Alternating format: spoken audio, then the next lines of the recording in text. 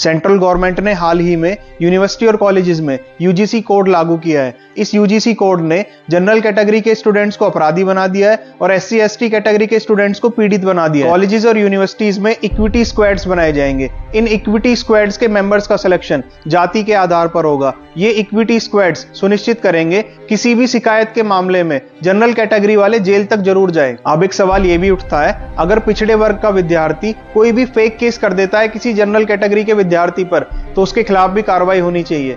बिल्कुल नहीं होगी। यूजीसी कोर्ट में किसी भी फेक केस के मामले में किसी भी कार्रवाई का कोई प्रावधान नहीं है। जनरल कैटेगरी के स्टूडेंट्स का डर है एससी एसटी एक्ट की तरह कहीं यूजीसी कोड का गलत इस्तेमाल ना होने लगे, उनके ऊपर फेक केसेस ना लगे, उन्हें ब्लैकमेल ना किया जाए। एससी एसटी एक्ट के डेटा की बात करें तो सुप्रीम कोर्ट और बहुत सारे हाई कोर्ट्स का मानना है एससी एसटी एक्ट का गलत इस्तेमाल किया जाता है, इसमें फेक केसेस किए जाते हैं, ब्लैकमेल किया जाता है। 75% केसेस एससी एसटी एक्ट के तहत फेक होते हैं। यहां तक कि बिहार में एससी एसटी एक्ट के तहत एक फर्स्ट क्लास के बच्चे पर भी केस हो गया था। यूजीसी कोड्स 2011 में कांग्रेस द्वारा लाए गए कम्युनल वायलेंस बिल की तरह है। कम्युनल वायलेंस बिल में साफ साफ कहा गया था अगर देश में कहीं भी सांप्रदायिक दंगा होता है तो देश के बहुसंख्यक होंगे अपराधी और अल्पसंख्यक होंगे पीड़ित।